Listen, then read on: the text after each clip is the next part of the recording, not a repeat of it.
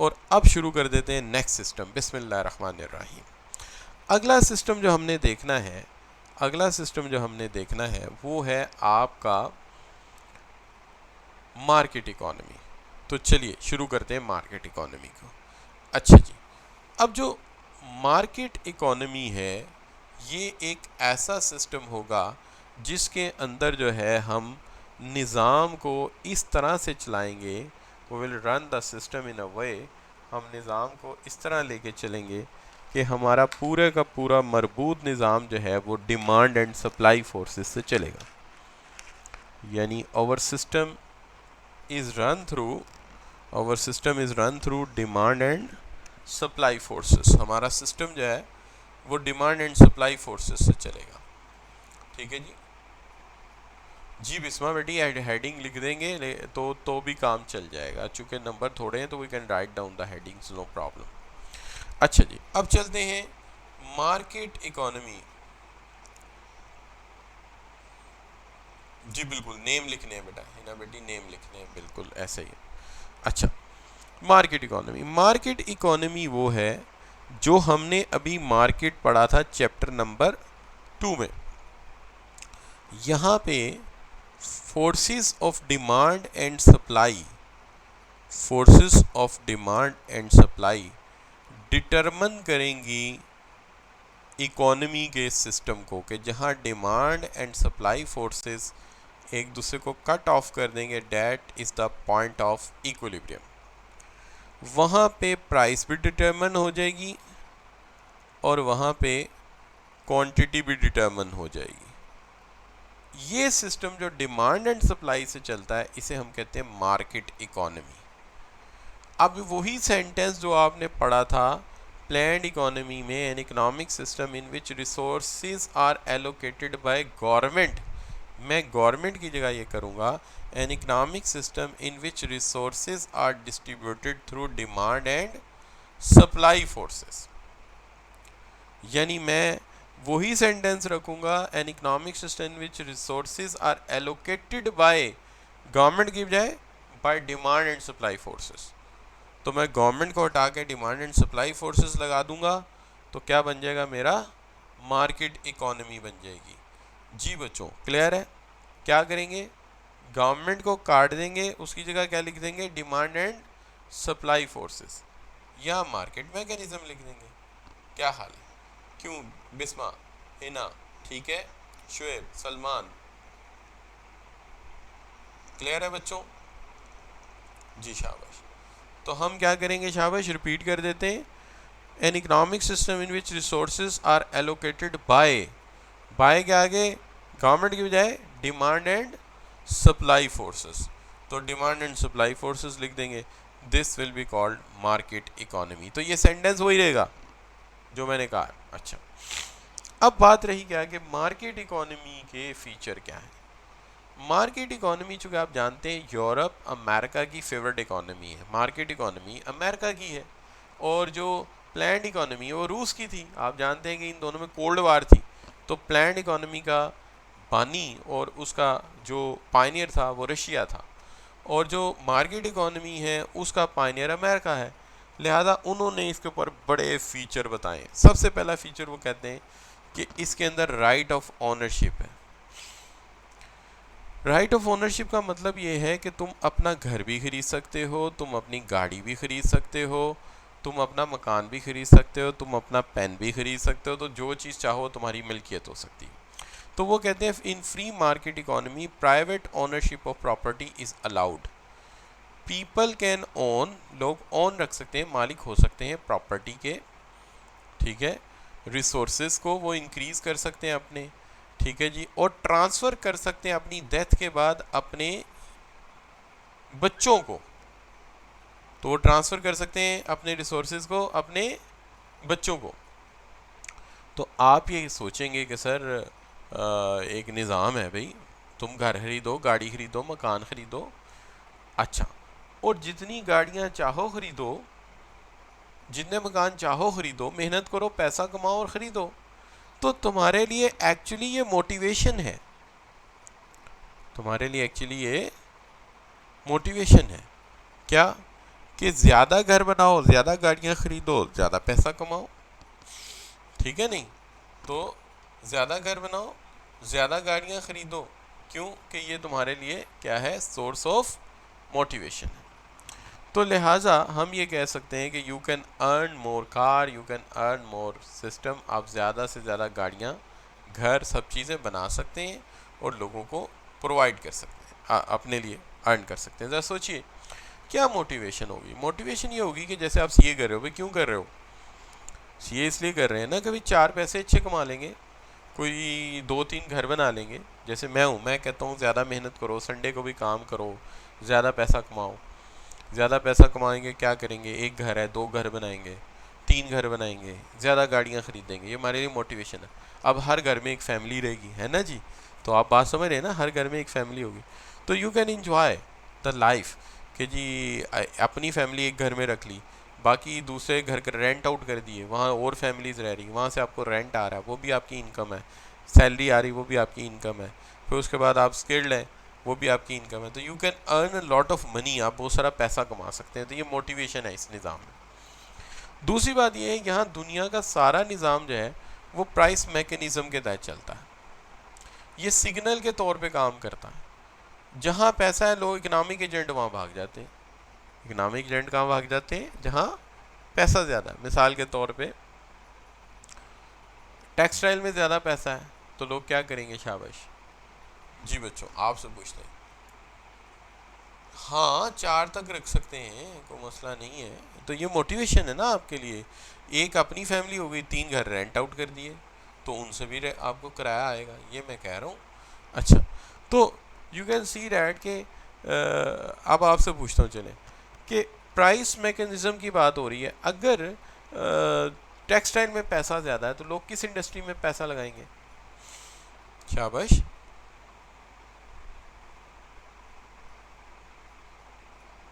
Textile में लगाएंगे। अच्छा, जॉब किस में करेंगे, फिर जॉब भी टेक्सटाइल में करेंगे। तो जिस चीज़ में पैसा होगा लोग उसके पीछे भागना शुरू कर देंगे। तो ये प्राइस मैकेनिज्म है, जिस तरफ माल है उधर चल पड़ेंगे। लेकिन फिर एक बात और भी है ना कि क्या है, लिबर्टी ऑफ कंज्यूमर चॉइसेस। ये जो लिबर्टी बाजार है आपने देखा होगा, कंज्यूमर सेवरन है, सेवरेनिटी ऑफ द कंज्यूमर। जो चाहे पहनो, काले जूते पहनो, सैंडल पहनो, कपड़े पहनो, अच्छा जो उनसे कपड़े चाहो। अच्छा अब देखिए, आप अक्सर शू स्टोर पे जाते हैं, पैर आगे रख देते हैं सेलमैन को, मुझे वो वाला जूता पहनाओ, वो वाला जूता पहनाता नहीं, मुझे वो वाला जूता पहनाओ, वो वाला जूता ले आता, अब वो वाला लेके आओ, अब सैंडल पहनाओ। फिर आप लॉट ऑफ शूज़ आप देखते हैं और उनमें से आप एक शू जो है वो चूज़ कर लेते हैं, ठीक है। तो ये क्या है, this is all about choices. तो इसमें चॉइसेस हैं आपके पास, आप आज़ाद हैं, सैंडल पहने, जूते पहने, पेप्सी पिए, कोक पिए, ठीक है जी, मरिंडा पिए, जूस पिए, everybody is allowed to you, जो मर्जी चूज़ करो और पियो। अच्छा, फिर इन माशरों में गलत रुझानात भी हैं। लिबर्टी का ये हाल है कि ये हम तो कह रहे हैं ना जूस पिए, पेप्सी पिए, ये लोग तो वाइन भी पीते हैं, शैम्पेन भी पीते हैं और उसको भी आज़ादी समझते हैं। एनीवे, तो मादर भी इधर आज़ाद हो गए ना। अच्छा, तो राइट ऑफ ऑनरशिप है जी, प्राइस मैकेनिज्म है, कंज्यूमर सॉवरेनिटी है, और हर एक का एम प्रॉफिट मैक्सिमाइजेशन है। जितने लोग प्रोड्यूसर हैं वो चाहते हैं हमने मैक्सिमम मुनाफा कमाना है, और जितने कंज्यूमर हैं वो कहते हैं हमने मैक्सिमम सेटिस्फैक्शन लेनी है। और यहाँ पे हर वक्त कंपटीशन है, ठीक है जी। कंपटीशन की वजह से क्वालिटी ऑफ प्रोडक्ट इन्हांस होती है। एक बंदा कहता है मैं कॉपर की तार से पंखा बनाऊंगा, दूसरा कहता है मैं इससे बेहतर तार से बनाऊंगा, तीसरा कहता है मैं इससे बेहतर बनाऊंगा। और एडवर्टाइजिंग यहाँ हर वक्त होती है प्रमोशन के लिए प्रोडक्ट्स की। क्यों? क्योंकि ये मार्केट इकोनॉमी है, यहाँ पे एडवर्टीजमेंट होती है। बल्कि आप खुद देखिए, आप जब गाँव से आए थे आपको ड्यूडेंट का कहाँ से पता चला, इश्तहार आया तो पता चला ना, वरना आप तो गाँव से तिब्बत का बॉर्डर लगाते हुए आए थे। यहाँ आए तो पता लगा ड्यूडेंट नाम की एक चीज़ इस्तेमाल करे तो बंदा सारा दिन लोगों में बैठ उठ सकता है। तो यहाँ एडवर्टीजमेंट भी बहुत होती है। अच्छा जी, तो अब बच्चों बात क्या है, बात यह है कि अगर मैं सारी बातों को एक दफ़ा रिव्यू करके आगे चलूँ, बल्कि मेरा ख्याल है यहाँ तक पहले तो बताएं, इस बात समझ आइए, कोई हेडिंग ऐसा तो नहीं जो आपकी समझ में ना आया हो, जी लिख के एंटर करें ताकि पता चले कि बात क्लियर है। ठीक है, तो एंड में रिव्यू करते हैं। सबसे पहले ये हो गए इसके फीचर्स, चलें इसके एडवांटेजेस की तरफ चलते हैं। वेस्ट ऑफ रिसोर्सेज ऐसे है कि मिल्लत फैन वालों ने बनाए 1 लाख पंखे, तो रॉयल फैन वालों ने बना दिए 1.5 लाख पंखे। वो कहते हैं जी हमारे बिकेंगे, वो कहते हैं हमारे बिकेंगे, लेकिन दोनों के तो नहीं बिकेंगे, किसी एक के बिकेंगे ना। तो जिसके बिक गए वो यूज़ हो गए, और जिसके नहीं बिके उसके क्या होएगा बताइए। शाबाश अली जैन, उसका क्या होएगा जिसके नहीं बिकेंगे? कि जोर तो लगा लिया, पंखे तो सब ने बना लिए, लेकिन बिकेंगे किसी एक के, बाकी सबके क्या होंगे? वेस्ट हो जाएंगे। तो ये वेस्ट ऑफ रिसोर्सेज भी है इस सेंस में। और फिर जो एडवर्टीजमेंट देते हैं, आप देखिए अगर एडवर्टीजमेंट बंद कर दें तो एक पंखा जो 6000 का है वो सिर्फ 2000 का है एक्चुअली। उसके ऊपर 3000 रुपये एडवर्टाइजिंग कॉस्ट है। कि एक बंदा कहता है मैं घंटे में 4 ऐड लगाऊंगा, तो दूसरा कहता है मैं 6 लगाऊंगा, उसके आगे आ जाता बंदा वो कहता है मैं 8 लगाऊंगा। अच्छा, वो जितनी एडवर्टीजमेंट आ रही है वो कॉस्ट किसको ट्रांसफ़र हो रही है? वो कॉस्ट कंज्यूमर को जा रही है। तो ये भी वेस्ट ऑफ रिसोर्सेज है। अगर हम एडवर्टीजमेंट निकाल दें तो we can produce that. Likewise is a policy of your college कि जी बाकी साहब ने बिल बोर्ड लगाए, खर्चा किया, हम क्या कर रहे हैं? हम खर्चा कर ही नहीं रहे, हम पैकेज कम रख लेते हैं। भाई आप एडवर्टीजमेंट करके भी वेब और ये और वो, उसके बाद पैसे तो उतने ही कमाओगे, तो हम फीस ही उतनी रख लेते हैं, ये रिसोर्सेज वेस्ट करते ही नहीं। अच्छा बच्चों, अब आ गई बात क्या जी कि इसके बेनिफिट्स क्या हैं। बेनिफिट्स एडवांटेजेस भी हैं, स्ट्रेंथ भी हैं। स्ट्रेंथ का वर्ड भी यूज़ कर सकते हो, एडवांटेजेस का भी यूज़ कर सकते हो, बेनिफिट का भी कर सकते हो। अब बेनिफिट्स क्या हैं? हाई एफिशिएंसी, हर इंसान अपनी पूरी कोशिश करता है कि अपनी कैपेबिलिटीज़ को बढ़ाए और ज़्यादा से ज़्यादा काम करे। हर इंसान ये कोशिश करता है। यानी आप ये देखिए कि इस वक्त जो चार्टेड सीनियर चार्टेड अकाउंटेंट है वो भी कोई इंटरप्राइज रिसोर्स प्लानिंग की ट्रेनिंग कर रहा है, कोई बंदा अमेरिका गया हुआ है सीपीए की क्लासेस ले रहा है, कोई मतलब जितने सीनियर हैं वो भी काम कर रहे हैं, ग्लोबली ट्रेनिंग पे जा रहे हैं। क्या ज़रूरत पड़ी है? आराम क्यों नहीं कर लेते? लेकिन हम हर वक्त एक थ्रेट में रहते हैं। Threat of losing one's job is a great motivator, कि यार अगर हमने इम्प्रूव ना किया तो हमारी जॉब चली जाएगी। तो हर इंसान मेहनत ज़्यादा से ज़्यादा करने के चक्कर में, इस चक्कर में आके हर इंसान ज़्यादा से ज़्यादा इनोवेटिव और क्रिएटिविटी ऐड कर रहा है। एक बंदा आता है वो एसी बना देता है, दूसरा आता है स्प्लिट एसी बना देता है, तीसरा आता है वो एसी के अंदर क्रोम यूज़ करता है, चौथा उसे डीसी इन्वर्टर बना देता है, पांचवा उसके अंदर सिम डाल देता है कि तुम जब घर आने लगो तो मोबाइल पे बेल मार देना। तो हर इंसान क्रिएटिविटी। आप ये कह रहे हैं, ये तो मैं एसी की बात कर रहा हूँ, आप गाड़ियों को देखिए। आप सोचिए जो आपके ग्रैंड पाज गाड़ी चलाते थे, आपके दादाजी जो गाड़ी चलाते थे, और आज जो आपके अब्बू चलाते हैं, और कल जो आप गाड़ी चलाएंगे, क्या वो सेम है? मुझे अच्छी तरह पता है कि मेरे फादर की जो गाड़ी थी उसके अंदर एसी के ब्रैकेट्स ही नहीं थे। नहीं सॉरी, मेरे दादाजी की जो गाड़ी थी उसके अंदर एसी के ब्रैकेट्स ही नहीं थे। वो पता नहीं कौन सी जर्मन कंपनी की गाड़ी थी। तो अक्सर अल्लाह बख्शे मेरे दादा दादी जाते थे, हम छोटे छोटे होते देखते थे, तो उसके अंदर एसी के ब्रैकेट ही नहीं थे। अच्छा, उसके अंदर हवा कैसे आती थी? वो साइड में एक शीशा होता था, वो यूं करके घुमा लेते थे ऐसे, वो शीशा यूं करके यूं टिल्ड कर देते थे बाहर से, तो वो जो बाहर की विंडो होती थी वहाँ से हवा रिफ्लेक्ट होकर अंदर आती थी। तो वो गाड़ी यूज़ करते थे हमारे दादाजी। हमारे अब्बा जी ने ली एफ एक्स, तो एफ एक्स के अंदर पहली दफ़ा एसी आया था, तो हमने देखा कि गाड़ी के अंदर भी एसी हो सकता है जी। तो आप ये कह सकते हैं कि जो क्रिएटिविटी है वो बढ़ गई। और आज जब मैं चलाता हूँ अपनी होंडा सिटी है मेरे पास, मैं चलाता हूँ तो अल्लाह का शुक्र अदा करता हूँ। आप यकीन करें बाहर से कोई ज़्यादा साउंड भी नहीं आ रहा होता, सुकून से आप अंदर बैठे होते हैं।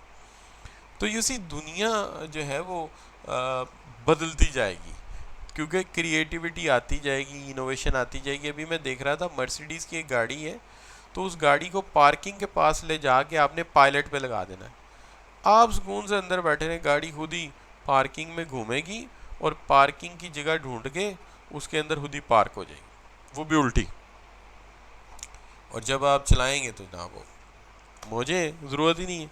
हम लोग देख रहे होते हैं बायां सीधा, शीशा सीधा कर, दायां सीधा कर, कैमरा ऑन कर, वो जनाब सीधी गाड़ी खड़ी कर लेते। तो क्रिएटिविटी है, चीज़ नई से नई, नई से नई ईजाद होती जा रही।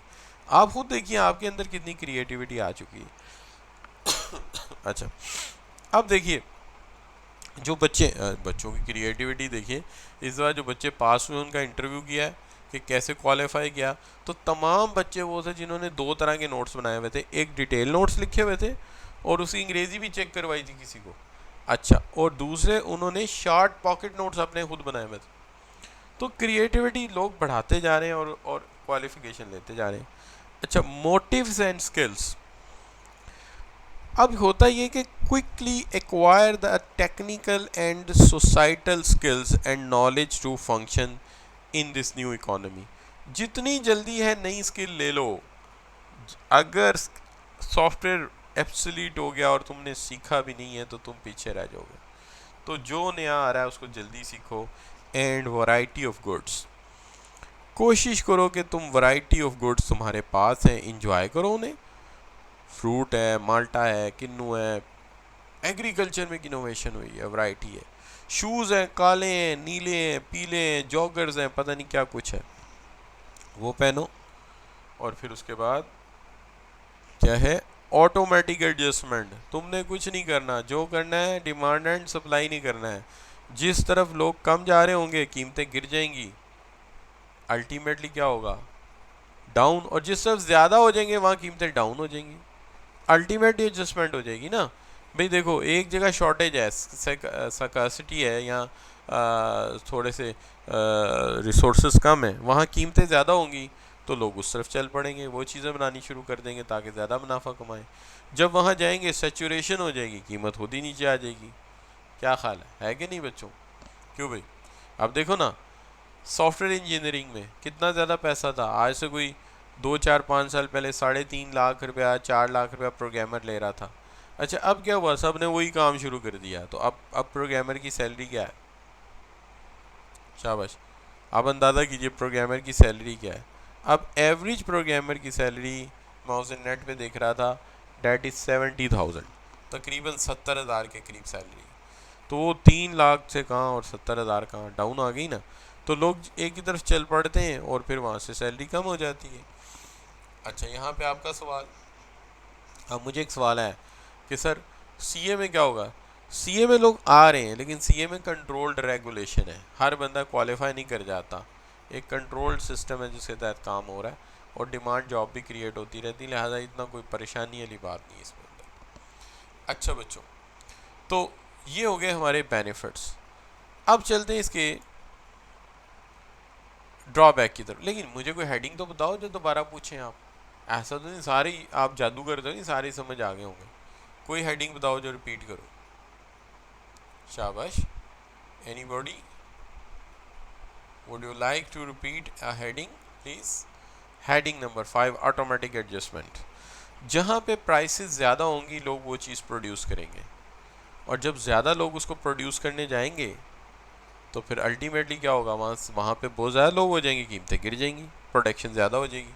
अच्छा, मिसाल के तौर पे यूँ कर लो, हुज़ैफ़ा, ऐसे समझो कि मैं फिर मिसाल देता हूँ, टेक्सटाइल में बड़ा प्रॉफिट है इस साल, टेक्सटाइल की कीमतें बड़ी ज़्यादा नहीं। अच्छा जी, मिसाल दे रहा हूँ, कपड़ा महंगा हो गया, तो बताओ प्रोड्यूसर आप अगले साल किस में इन्वेस्टमेंट करेंगे? शाबाश, टेक्सटाइल में करेंगे, है ना। अच्छा, और अच्छा टेक्सटाइल में करेंगे। अच्छा, जो जॉब करने वाले वो किधर जाएंगे? अकाउंटेंट है, प्रोग्रामर, वो भी टेक्सटाइल में चले जाएंगे। अब वहाँ पे क्या होगा, ज़्यादा लोग हो जाएंगे, कीमतें नीचे आ जाएंगी। और अगर फ़र्ज़ करो लेदर में कम थी, वहाँ से निकल के गए हैं, तो अगली दफ़ा लेदर इंडस्ट्री की कीमतें ऊपर चली जाएंगी। तो वो ऑटोमेटिक एडजस्टमेंट है, जिस तरफ जाते हैं कीमतें गिरा लेते हैं, दूसरी तरफ फिर वापस आ जाते हैं। अच्छा, सीए में क्वालिफिकेशन की जो लिमिट है that's not fixed, but I thought the maximum in an year 500 to 1000 chartered accountants maximum that's qualify करते हैं। सम किसी साल 200 होते हैं, किसी साल 300 होते हैं, किसी साल बहुत बड़ा जंप लग जाए तो 500-600 भी हो जाते हैं। तो इतने ही लोग क्वालिफाई कर रहे होते हैं टॉप लेवल पे जाके। बाकी लोग सीए इंटर करते हैं, वहाँ पे उन्हें अच्छी जॉब मिल जाती है, मुल्क से बाहर चले जाते हैं। मेरे अपने ब्रदर इन लॉ हैं, उन्होंने डेलिबरेटली सीए इंटर तक किया था, सीए इंटर किया, अब उनकी मेरा ख्याल है 4.5-5 लाख सैलरी है कुवैत में, तो अब वो आगे नहीं पढ़ रहे।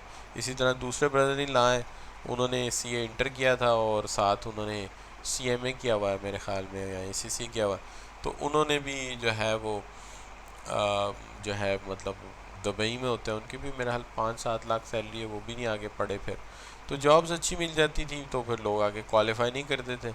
अब बच्चे जो है अब मेहनत करते हैं, अब एंड तक जाते हैं। कैफ लेवल विद आर्टिकलशिप हम सीए इंटर कहलाती है, Kaif level with articleship. Articleship के बगैर नहीं, सीए की वर्थ ही आर्टिकलशिप के साथ बनती है। Articleship mean training for the 4 years in any audit firm or under any chartered accountant, that is called articleship. वहाँ पे असल में शाइन करते हैं बंदे को।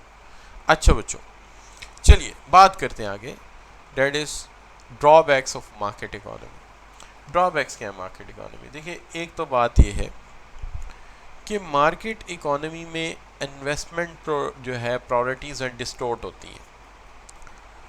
तो डिस्टोर्ट होने का क्या मतलब है? डिस्टोर्ट होने का मतलब ये है भाई कि अगर फ़र्ज़ कीजिए कि आपके माशरे को ज़रूरत है स्कूल की, लोगों को पैसा नज़र आ रहा है सिनेमा में, तो लोग सिनेमा बनाएंगे, स्कूल नहीं बनाएंगे। तो इन्वेस्टमेंट डिस्टोर्ट होती है इसलिए कि लोग वो चीज़ें बनाने लग जाते हैं इसमें नुकसान है। मिसाल के तौर पे लोग जो हैं वो अल्कोहलिक प्रोडक्ट्स बनाते हैं, सिगरेट बनाते हैं। तो आप ये कह सकते हैं कि दौलत कमाने के चक्कर में लोग जो है ये भूल जाते हैं कि लार्जेस्ट प्रॉफिट के पीछे जाते हैं, वो ये नहीं देखते कि माशरे को हकीकत में किस चीज़ की ज़रूरत है।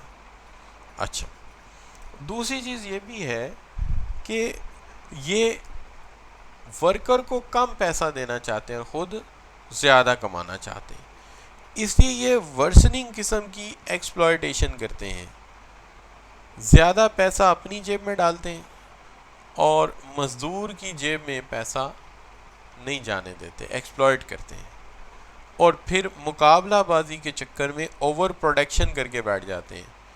जैसे अभी हमने कहा बहुत सारे पंखे बना लिए, अब 4 कंपनियों के पंखे बिके नहीं, तो ये ओवर प्रोडक्शन ही है ना, फालतू चीज़ें पैदा कर ली। यहाँ पे अमीर और गरीब पाए जाते हैं, अमीर और गरीब, रिच और पुअर, और उनका आपस में मुआशरे में एक कॉन्फ्लिक्ट चलता रहता है मुसलसल। तो there is a conflict between rich and poor, और फिर ये प्रोडक्शन में ख्याल नहीं रखते और ये जो है ये पोल्यूशन फैला देते हैं, फैक्ट्रियाँ, उनका धुआं, तो डिग्रेडेशन ऑफ इन्वायरमेंट कर देते हैं, इकोलॉजिकल प्रॉब्लम रेज कर देते हैं, वेस्ट ऑफ रिसोर्सेज फेंक देते हैं। इस तरह ये माशरे को बुरी तरह तबाह कर देते हैं।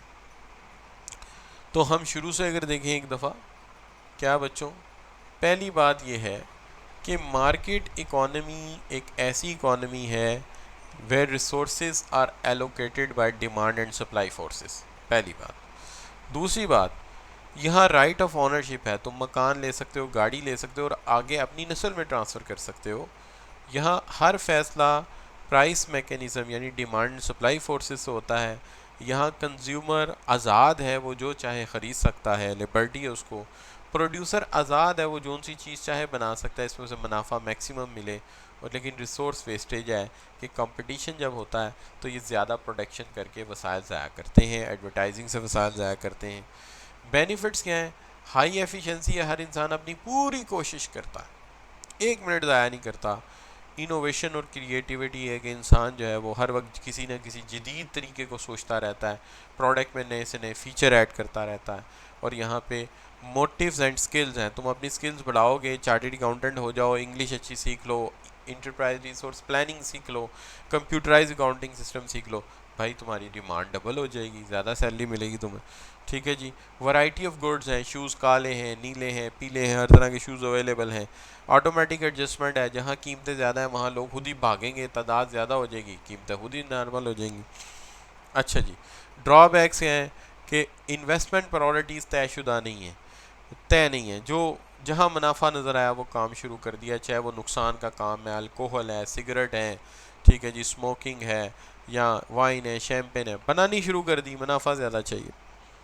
दूसरी बात, वर्कर की बुरी तरीन एक्सप्लॉयटेशन है, चूँकि वर्कर वाहिद बेचारी एक ऐसी एंटिटी है जिसके पास परचेजिंग पावर नहीं है, बारगेनिंग पावर नहीं है, बात नहीं कर सकते, और ओवर प्रोडक्शन ऑफ गुड्स है, और उसके साथ साथ क्लास कॉन्फ्लिक्ट है, अमीर और गरीब का फ़र्क बहुत ज़्यादा है, और फिर माहौलियाती आलूदगी इसका सबसे बड़ा मसला है कि फैक्ट्रियाँ लगती रहती हैं और पोल्यूशन बढ़ता रहता है। ठीक है, तो ये हो गए बच्चों इसके ड्रॉबैक। सिर्फ मैं 15 से 20 मिनट और लूँगा और अपनी बात को ख़त्म कर लूँगा, ज़्यादा टाइम नहीं लूँगा आपका, चूँकि 2 काम हो चुके हैं, तीसरा काम तो वैसे ही बीच में निकल जाना है हमारा, चूँकि दोनों के पॉइंट से मैंने तीसरा सिस्टम समझाना है आपको, इसलिए वो 10 मिनट का काम है, ज़्यादा बड़ा काम नहीं। अच्छा, सबसे पहले इसके सवाल क्या है। कभी कभार इसका एक हेडिंग एज अ क्वेश्चन आ जाता है, just one heading as a question.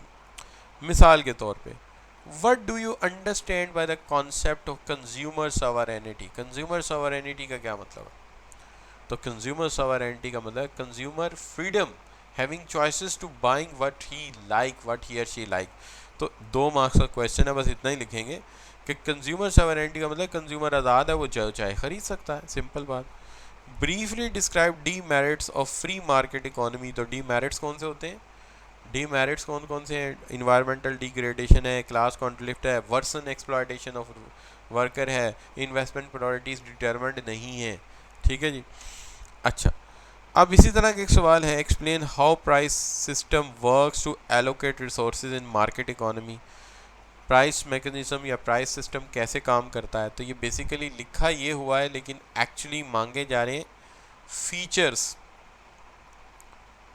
Of market economy. तो मार्केट इकोनॉमी के फीचर पूछे जा रहे हैं।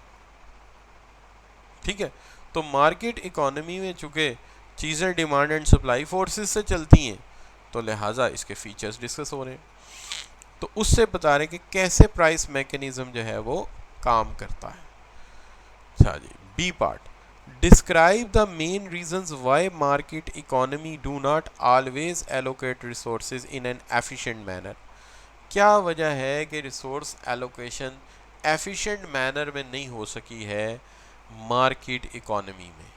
ये क्या है? This is it's drawbacks.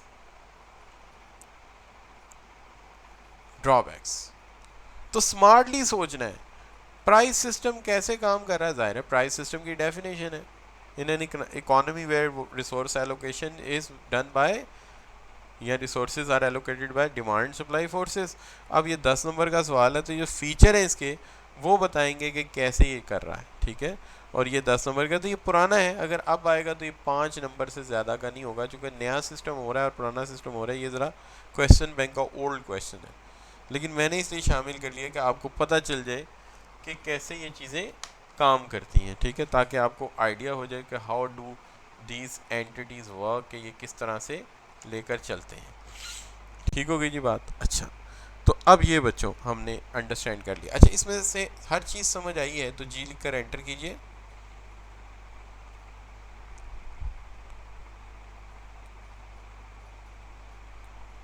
Ji, answer करने का बेटा ये है कि इसके अंदर पॉइंट्स लिखने हैं आपने। ज़्यादातर चांस ही कि फीचर आ जाएंगे, ड्रॉबैक्स आ जाएंगे, तो आपको उसके पॉइंट्स लिखने हैं। यानी मैंने तो आल दो थोड़ी ज़्यादा तफसील दी है, आप इससे भी थोड़ी सी कम कर सकते हैं। तो you will write down in points. तो इसका जहाँ तक अभी नए सवाल है, ज़्यादातर सवाल पॉइंट्स पे आते हैं। क्लियर जी?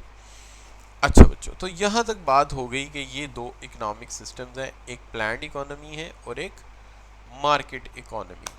तो आई होप कि दोनों आपको समझ आए हैं। क्यों जी, क्लियर है ना? तो अब चलते हैं हम, अगर समझ आई तो जी लिख कर एंटर कर दीजिए। ठीक हो गई बात, ठीक हो गई बात। नहीं रहीन, ये क्या नाम है आपका बेटे, राहीन, ये जो है ये पुराना सवाल है। पुराना सवाल में 10 नंबर 10 हेडिंग हो सकते, 10 नंबर का वो देता था।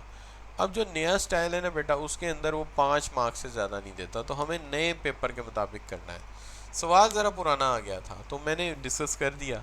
ठीक है, तो हमें चाहिए था स्कोर एडजस्ट करके देते नए पेपर के मुताबिक, लेकिन क्वेश्चन बैंक में अभी भी ऐसे सवाल हैं एक सवाल के। अब देखो ना, 20 नंबर कैसे दे सकता है? 100 नंबर में 14 फिर चैप्टर उसने असेस करने हैं। तो अगर वो एक टॉपिक 20 नंबर का पूछेगा तो पूरा कोर्स कैसे असेस करेगा? तो अब वो निज़ाम नहीं है, अब डिफरेंट सिस्टम है। ठीक है ना? अच्छा, तो अब चलते हैं जी। कंज्यूमर खुद चूज करेगा, पैसे मेरे पास है, मैं जाता हूँ, मैं अपनी मर्जी से शूज खरीदूंगा। So consumer has a full right to choose, so that is called consumer sovereignty. ठीक है ना? कंज्यूमर खुद चूज करता है। मुझे मैंने 10 चूज देखे, मुझे पसंद नहीं आया, मैंने 10 में 10 रिजेक्ट कर देने। मुझे जो पसंद आएगा मैंने तो वही लेना है जो मुझे पसंद आएगा। क्या समझे? है कि नहीं? तो I will choose one which I like. जो मुझे पसंद नहीं आया मैं उसको छोड़ दूंगा। क्या हाल है? अच्छा बच्चों, तो जी बिल्कुल ठीक हो गया। अच्छा बच्चों, तो यहाँ तक दो सिस्टम हमने समझ लिए, एक मार्केट इकोनॉमी और एक आपकी जो है वो प्लान्ड इकोनॉमी। अब इन दोनों इकोनॉमी पर बेस करके एक तीसरी इकोनॉमी भी खड़ी है। दोनों इकोनॉमी पर बेस करके एक तीसरी इकोनॉमी भी खड़ी है। वो तीसरी इकोनॉमी कौन सी है उसको डिस्कस करते हैं। वो सिर्फ चंद मिनट की बात होगी। उसकी वजह यह है कि अब दोनों समझ आ गई है ना, तो डेफिनेशन से डेफिनेशन बनानी है। अगर मैं कल करूँगा तो वो आपको समझ नहीं आएगी इतनी अच्छी जितनी आज आ जाएगी। तो चलिए शुरू